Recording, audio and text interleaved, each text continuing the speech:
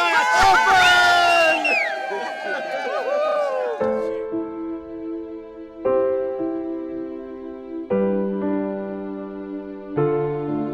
This morning we are going to open the final roadway that was closed as a part of the flooding. That is an applause line, by the way.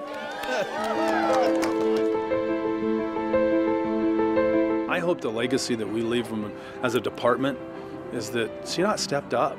CDOT was there for the community. When I first started talking with Don Hunt about, how long would it take CDOT to really rebuild all these roads? This is probably 75 days ago, 80 days ago.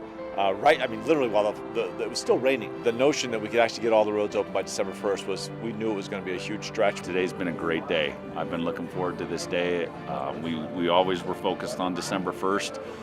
When I heard that we could open up the last road on the 26th of November, it was very gratifying. I think all of us realize there's never going to be another, it's likely there's never going to be another project like this.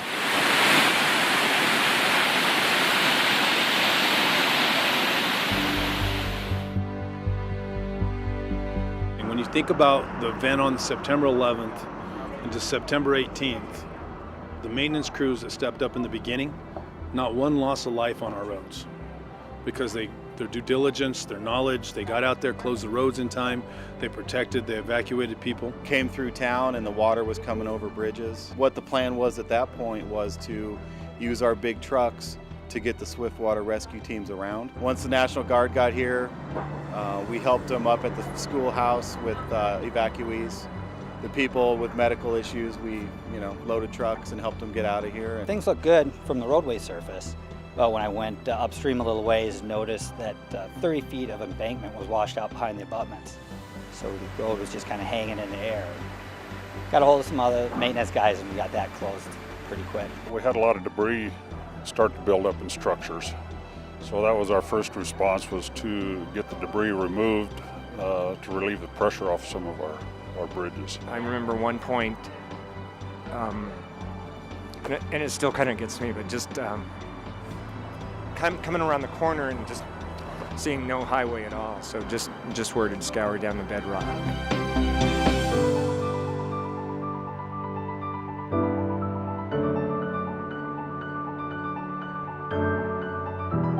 In this event, roads went missing, people were cut off, and it wasn't just localized to the mountains, it went out to the eastern plains. On Friday morning, they sent out a reverse 911 to evacuate our offices, and that was the last time we got into our office. So people lost their personal cars if they were out on roadblock, and if they weren't on roadblock, they lost their state cars. I'm so proud of my people.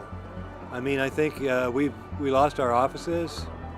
We had people suffer loss of their personal property, and but the bottom line is we still had a job to do.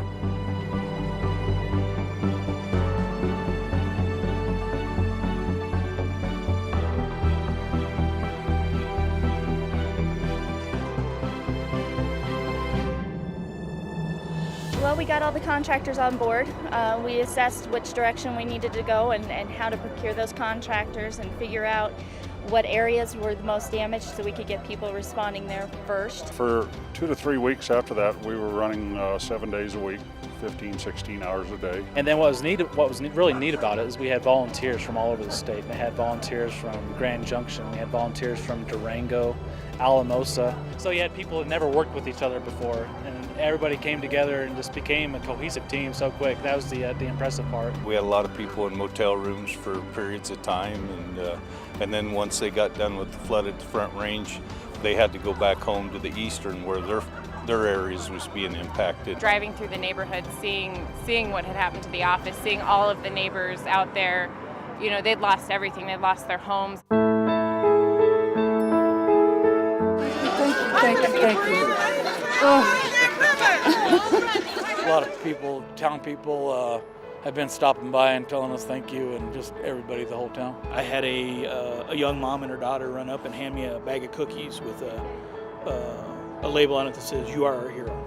And I can't think of anything more humbling than being handed something like that. It's really the human aspect that matters. We've opened up roads, but we did it to get people back to their homes, to their businesses. We did it for the people. All the employees who weren't able to be on the front lines, who have been down at headquarters, who have been out in the other regions, who have been helping pick up the slack for the people who've been up here, they need thank you too, because they've done more than they'll ever know. Our people take this to heart. This is their livelihood. This is what they do, and it means a lot to them. They take a lot of pride in what they do. Some of these people are the most dedicated hard workers that I've ever worked with. And the debt that the state of Colorado owes to the employees of CDOT is beyond words, right? 10,000 phone calls answered, 5,000 people participated in teleconferences. CDOT went so far beyond what anybody could have expected. They overpromised and then they overdelivered. This brought the heart back. I really hope that it keeps going and that the passion of what people have experienced in trying to get this job done continues on. The disaster does not determine our culture. Our culture determines how we're going to handle the disaster. And every single one of them stepped up. Every single one of them. Colorado United, CDOT United. Thank you for all your work.